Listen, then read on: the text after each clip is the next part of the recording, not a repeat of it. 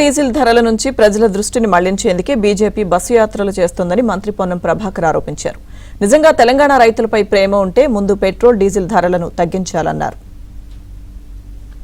నేను అడుగుతాను స్పష్టంగా, బీజేపీ ధాన్యం కొనుగోలుకు సంబంధించి కేంద్రం బాధ్యత అని చెప్తున్న మీరు తెలంగాణ రాష్ట్రంలో పండుతున్న ధాన్యం ఎంత, మీరు ఇస్తున్న లెవీ గాని బాయిల్డ్ రైస్ ఇస్తున్న కోట ఎంత, అదేవిధంగా ధాన్యానికి సంబంధించిన విషయం లోపల పూర్తిగా తెలంగాణ బాధ్యత తీసుకొని రైతులకు సంబంధించినటువంటి క్వాంటిటీ కేంద్రం కేటాయించిన దానికంటే ఎక్కువ కూడా కొత్త కొనుగోలు చేస్తున్న సందర్భంలో ప్రక్రియ ఇంత సజావుగా సాగుతుంది. అక్కడో ఇక్కడో కొంత లారీలు మీరు పెంచినటువంటి డీజిల్ వల్ల ఇబ్బందులు ఏర్పడుతున్న పరిస్థితుల దృష్ట్యా దాన్ని కూడా రాజకీయం చేసే ప్రయత్నం చేస్తున్నారు. ముందుగా పెంచిన పెట్రోల్ డీజిల్ ధరలు తగ్గించి తెలంగాణలో తిరిగే ప్రయత్నం చేయండి.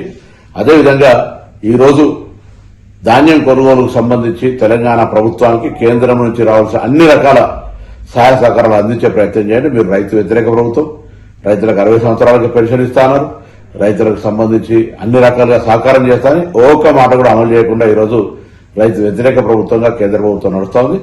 తెలంగాణ ప్రభుత్వం రైతులకు